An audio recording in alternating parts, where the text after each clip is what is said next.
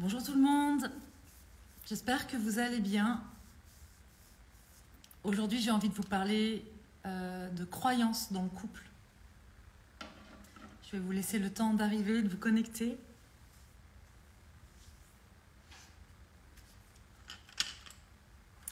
Coucou tout le monde. Je sors d'un coaching de 2 heures là pour couple alchimique. C'était la 3e transmission en live. Donc le programme couple alchimique, c'est 4 transmissions à regarder en live ou en replay. Et c'était aujourd'hui, j'ai parlé des états de déséquilibre ou de crise au sein du couple. Et aussi de toutes les croyances qu'on peut avoir dans le couple. Alors, on a nos propres croyances à nous, puis il y a aussi les croyances comme ça un peu communes qui ne font pas forcément du bien à la relation généralement. Et c'est ça que j'ai envie de partager avec vous. Donc aujourd'hui, je vais faire court puisque je viens de faire 2 heures de coaching. Donc voilà, je vais essayer de faire court. Coucou tout le monde, bonjour. Donc, excusez-moi, hop, je vais mettre ça en silencieux. Je ne vais pas refaire le coaching que je viens de faire là pour le couple. D'ailleurs, si vous souhaitez nous rejoindre dans Couple Alchimique, c'est tout à fait possible puisque il y a aussi tous les replays pendant 3 mois. Voilà. Dans la notion de crise, c'est intéressant déjà de comprendre que quand on parle de crise dans le couple, on parle tout simplement de déséquilibre comme dans la vie en fait. On est cyclique, on est des êtres cycliques et donc de la même manière, notre couple a des cycles aussi, des cycles où on se sent bien et confortable au sein de son couple et puis des cycles où c'est un peu plus inconfortable, voire parfois même un peu la merde. Donc voilà, ça c'est important de le comprendre parce que dans les premières croyances qui peuvent vraiment nous mettre des bâtons dans les roues et faire qu'on ne se sent pas très bien et qu'on doute de notre espace de couple là, c'est cette croyance qui est que le couple est là pour nous rendre heureux. Ok ? Coucou Nadège, on en entend de plus en plus parler d'ailleurs et ça c'est plutôt chouette. La fonction première de votre couple, de notre couple, c'est pas de nous rendre heureux. Pas vraiment. Ou de penser que l'autre viendrait nous compléter. C'est vraiment un fantasme en fait.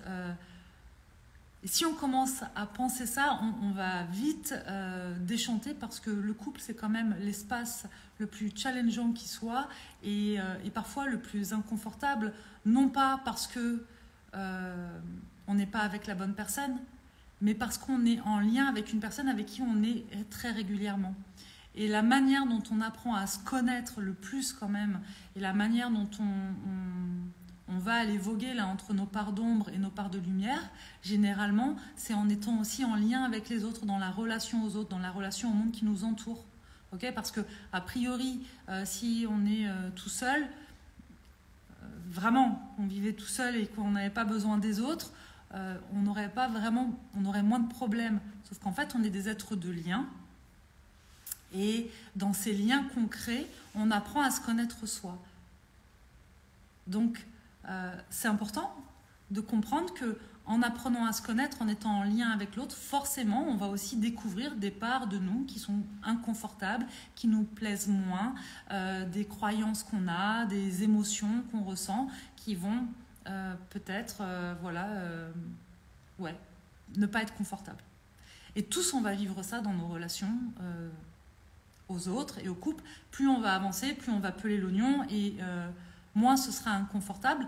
Ça ne veut pas dire qu'on n'aura plus ces cycles de confort et d'inconfort, puisque, encore une fois, la vie, c'est le mouvement, et dans ce mouvement-là, il y a des monts, des vallées, des hauts, des bas, des hauts de vagues, des creux de vagues, d'accord ? Donc, pour avoir ce qu'on appelle être heureux, pour moi, c'est vraiment apprendre à surfer sur ces vagues en s'aimant, d'accord ?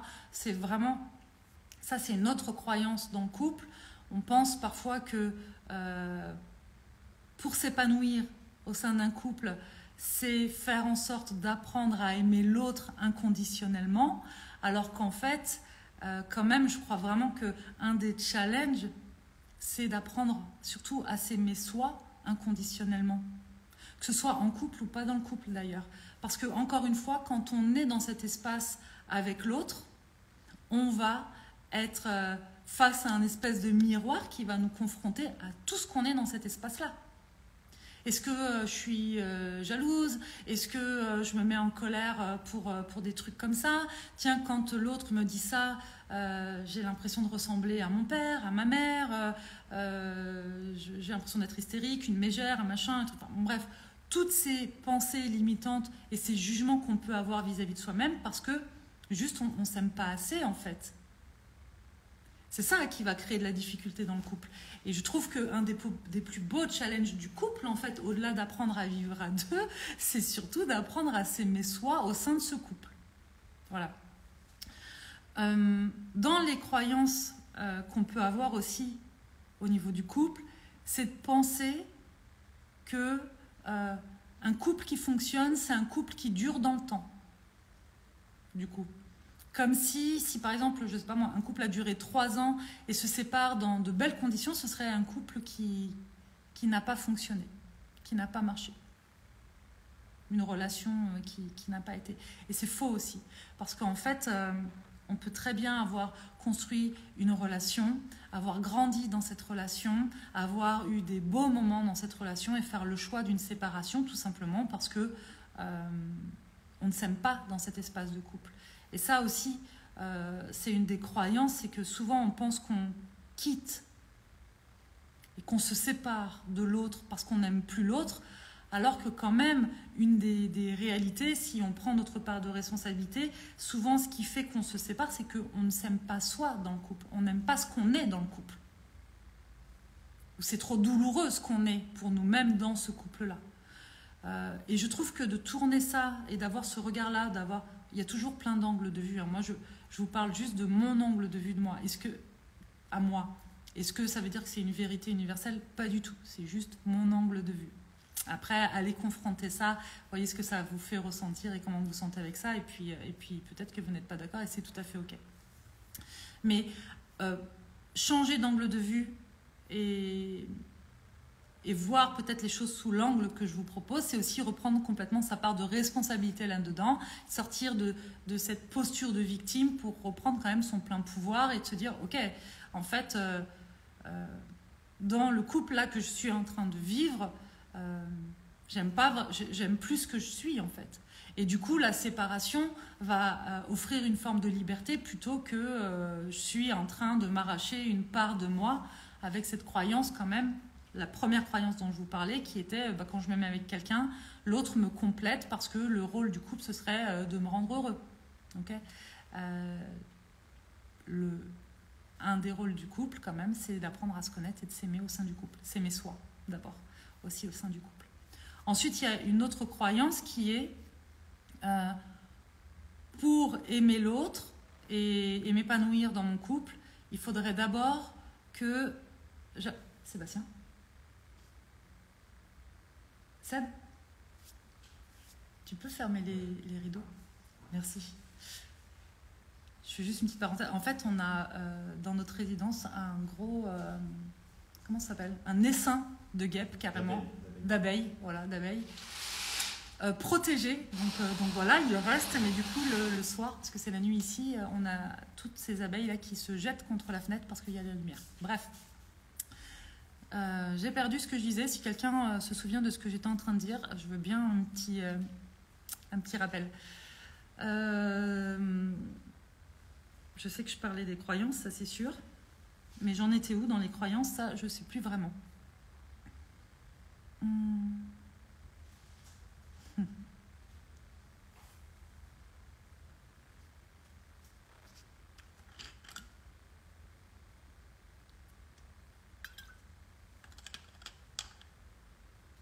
Bon, c'est pas grave.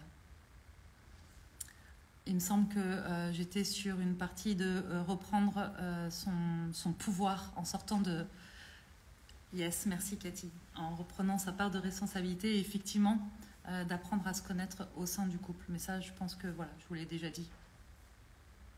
Je pense que c'est vraiment quelque chose qui est important d'apprendre à se connaître. plus on va apprendre à se connaître et plus notre couple sera différent. Oui, merci. Ouais, j'étais sur la croyance effectivement qu'un couple qui fonctionne, ce serait un couple qui dure dans le temps. Moi, je crois que comme le couple est là aussi pour apprendre à se connaître, à naviguer entre ces différentes parts et apprendre à s'aimer soi aussi là-dedans, eh bien, ça fait le job tant que ça fait le job. À un moment donné, si on s'y retrouve plus pour X raisons et qu'on ne s'aime vraiment plus dans ce couple et qu'il n'y a pas de... et qu'on n'y arrive pas tout simplement, eh bien, sortir de cette relation-là offre aussi peut-être d'autres opportunités. Merci. Merci pour tous ceux qui m'envoient des petits, des petits rappels de ce que j'ai dit. C'est chouette. Merci beaucoup.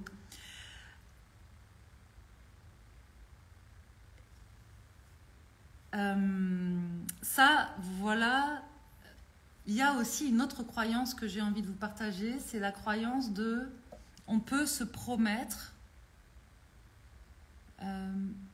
de s'aimer et de rester avec l'autre toute sa vie. Je trouve que ça, déjà, ça met une énorme pression. Et en fait, même si à l'instant T, on le promet, bah, c'est une promesse qu'on n'est pas sûr de pouvoir tenir. C'est pas possible. Si, pour X raisons, on tient cette promesse-là longtemps, c'est qu'à un moment donné...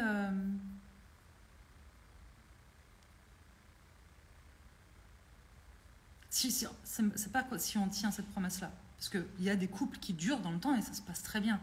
Mais si on fait en sorte de tenir cette promesse-là, coûte que coûte, alors qu'on ne s'aime plus dans ce couple-là, et qu'on ne s'y retrouve plus dans ce couple-là, a priori, ça veut dire qu'on est vraiment en train de lutter contre soi-même. Et qu'on est en train d'éteindre des parts de nous pour tenir absolument cette promesse qu'on a faite. Je pense que peut-être on peut, si j'en sais rien, par exemple pour les personnes qui se marient et qui font des vœux, moi je sais que quand on s'est marié avec Sébastien, plutôt que de lui promettre ça, je lui ai promis de faire en sorte chaque jour de contribuer à notre relation, de l'alimenter et de faire en sorte qu'on puisse avoir des espaces d'épanouissement. Parce que ça, je savais que je pouvais le faire, vraiment. Voilà. Est-ce que je pourrais le faire toute ma vie auprès de Sébastien? En fait, j'en sais rien. Aujourd'hui, est-ce que je fais le choix de le faire? Oui, mais est-ce que ça veut dire que dans 10 ans, je pourrais le faire encore? J'en sais rien. Coucou Corinne, coucou tout le monde.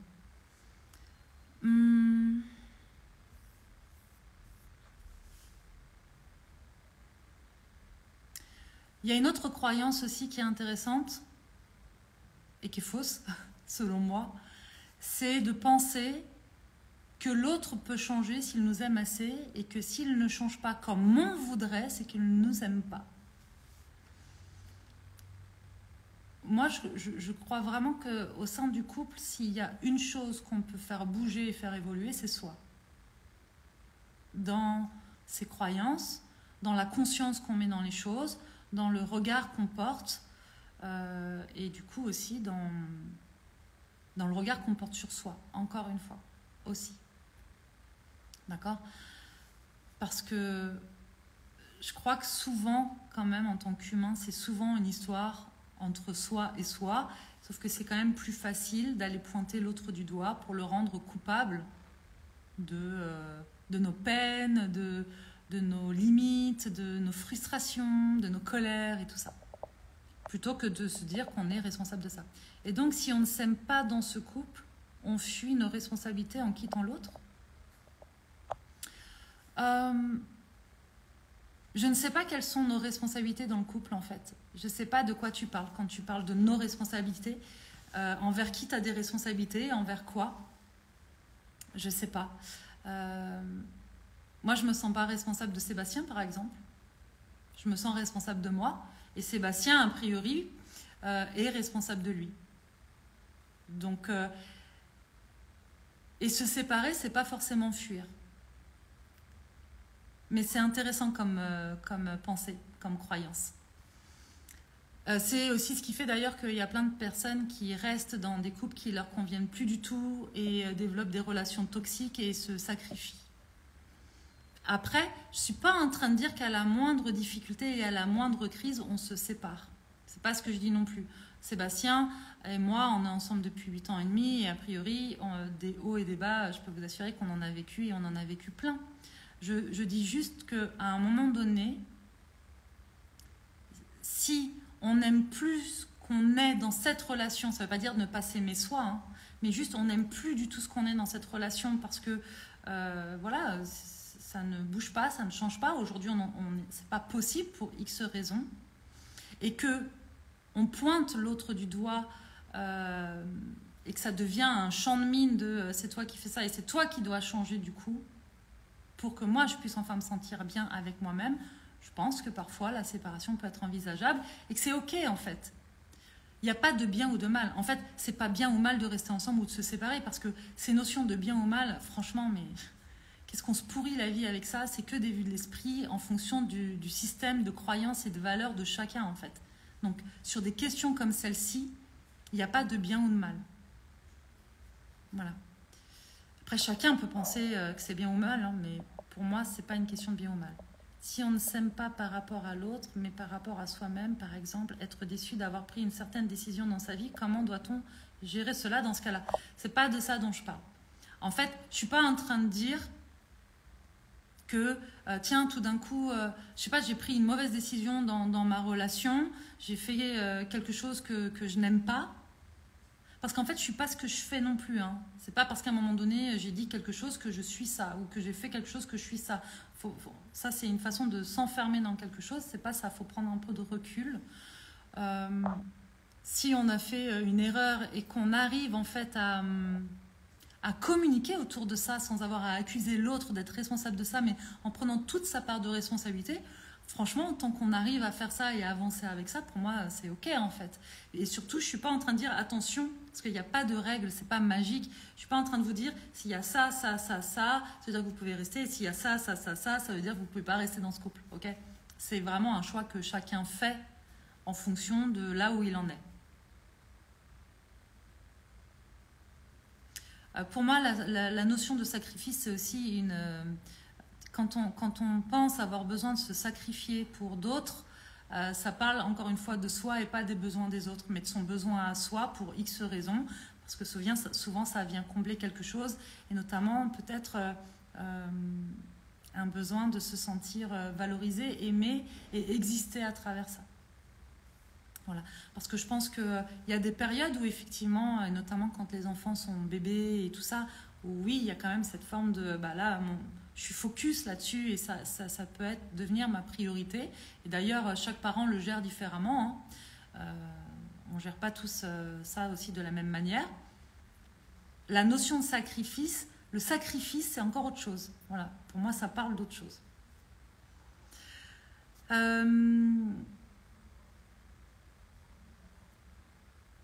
Je crois que j'ai fait un peu le tour des croyances que j'avais envie de partager avec vous. Juste, je regarde. Coucou à tout le monde. Bonjour tout le monde.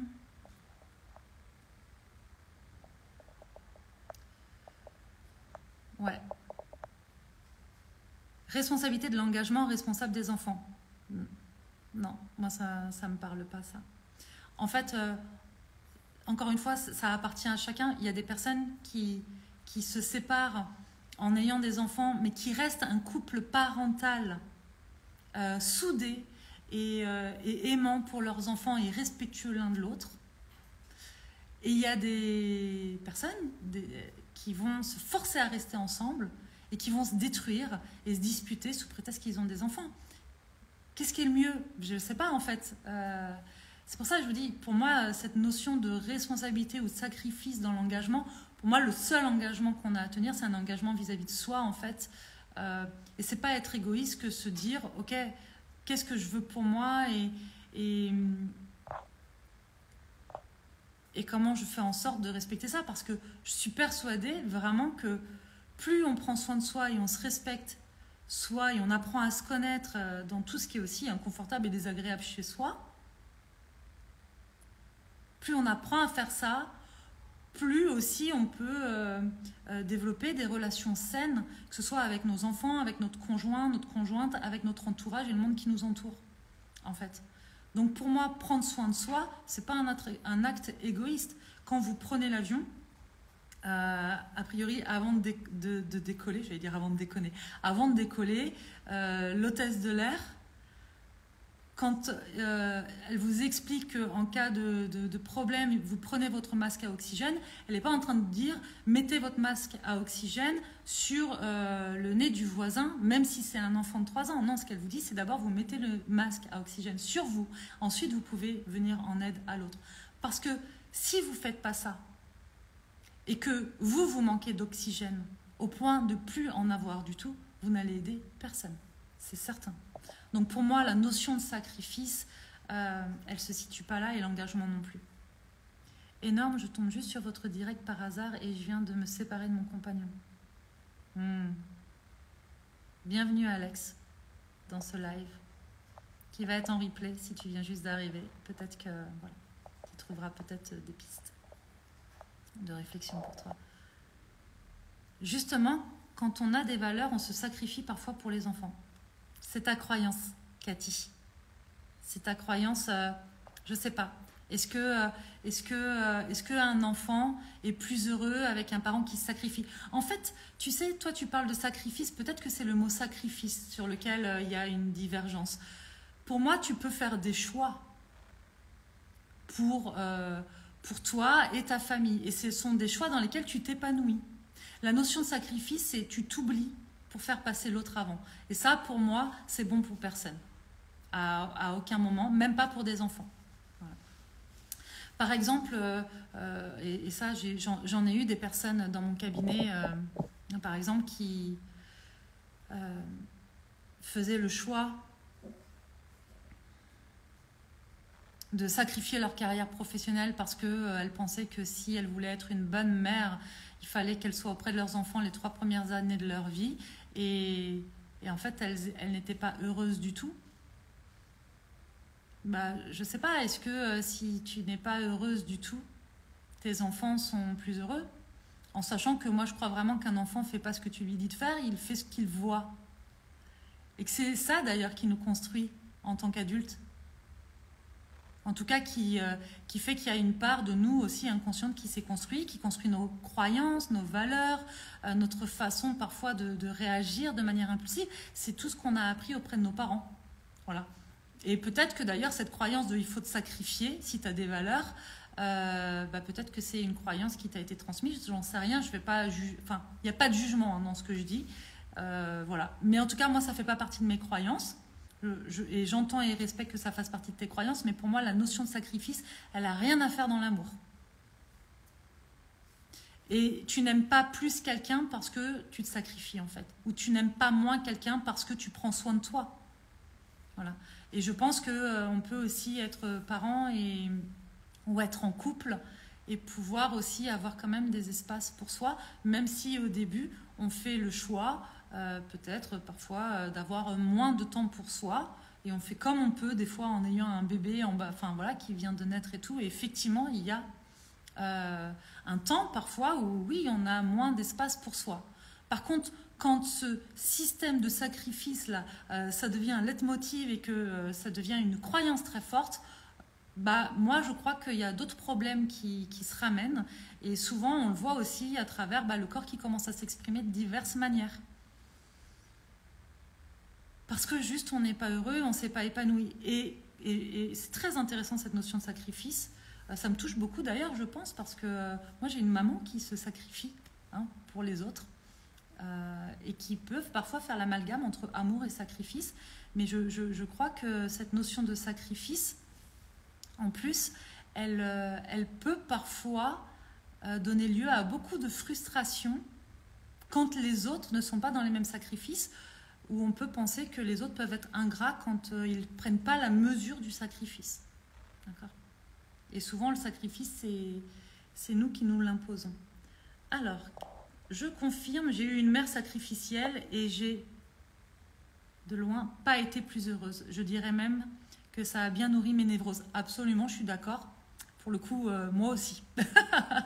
Moi aussi.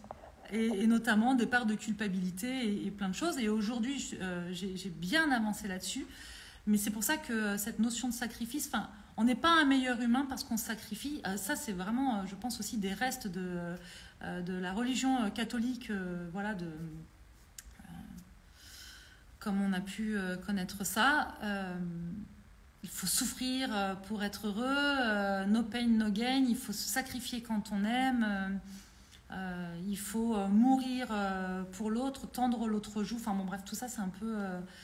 je ne crois pas que ce soit intéressant de faire ça, ni pour les autres, ni pour soi. Mais encore une fois, je crois que chacun va à son rythme et c'est OK. Et c'est OK. Est-ce que le live va être enregistré? Oui, absolument.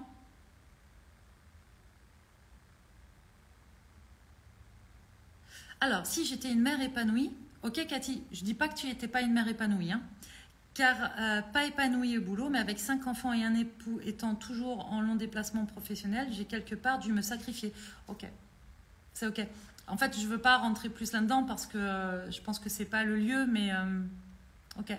On peut être une mère épanouie et pas une femme épanouie. Ça dépend toujours de notre système de croyances et aussi de valeurs. Peut-être que toi, par contre, tu étais aussi épanouie en tant que mère et en tant que femme parce que ta valeur haute, ta plus forte valeur, c'est d'être une bonne mère pour toi. Pour d'autres, ça va être la carrière professionnelle. Pour d'autres, ça va être leur développement personnel ou spirituel. Enfin voilà, pour d'autres, ça va être encore autre chose. Peut-être que ta valeur haute à toi, c'est d'être une bonne mère. Mais dans ces cas-là, si c'est ta valeur haute et que tu y as répondu, ça veut dire que tu as fait des choix et pas des sacrifices. Puisqu'a priori, tu n'étais pas épanoui dans ton job, ça veut dire que faire le choix, par exemple, d'élever tes enfants et d'être à la maison pour élever tes enfants, c'est pas un sacrifice, c'est un choix. Après, dans ce choix, est-ce que ça veut dire que c'est toujours confortable? Non, parce qu'aucune décision ne comporte que des aspects positifs. Quand on fait un choix, il y a toujours son lot de positifs et d'inconfort, en fait, parce que c'est ça en fait la vie. Hein. La vie, c'est une espèce d'énergie d'équilibre de zéro. Donc en fait, c'est ni super ni pourri, c'est juste l'équilibre entre les deux. Donc en fait, tu as peut-être fait le choix parce que c'est ta valeur haute d'éduquer tes enfants et d'être à la maison et de quitter ton emploi pour ça parce que tu n'étais pas épanoui dans ton travail. Mais c'est ton choix. Et si c'est un choix en conscience, a priori, c'est pas un sacrifice. Et dans ce choix, effectivement, il y a des parts de confort et d'inconfort. Mais même quand tu fais un choix et que tu es dans une vague d'inconfort, ça ne veut pas dire que c'est un sacrifice. Donc peut-être juste revoir et aller revisiter ce que ça veut dire pour toi le sacrifice. Pour moi, le sacrifice, il n'est pas un signe de valeur ou d'être un meilleur humain. C'est pas vrai. Pas pour moi en tout cas. Voilà. Ce live me permet vraiment de me remettre en question de manière constructive. Merci. Avec plaisir, avec plaisir. Je vais m'arrêter là. Si vous avez envie de me poser des questions, vous pouvez le faire soit en message privé, sinon plutôt en commentaire, parce que ça permet aussi peut-être à d'autres personnes d'échanger et d'aller plus loin dans la réflexion. Et si vraiment vous avez envie d'aller encore plus loin sur la notion du couple, vous pouvez toujours rejoindre le programme Couple Alchimique. 4 transmissions en live ou en replay. Vous avez le replay pendant 3 mois, accessible pendant 3 mois et pendant 1 an quand vous faites partie de l'immersion Soma Soi, puisque vous avez accès en illimité à tous les programmes qu'on propose, tous ceux qui ont déjà eu lieu et tous ceux qui vont avoir lieu pendant l'année, donc en illimité pendant 1 an. Et ça, c'est dans l'immersion. Voilà. Tout à fait, un bon choix de mère, valeur haute. Ok, merci pour cet éclairage. Ok, Cathy, bah effectivement, si c'est ta valeur haute, dans ces cas-là, c'est un choix. Et c'est parfait. Je vous embrasse, prenez bien soin de vous, profitez de votre week-end. Et puis je vous dis à demain.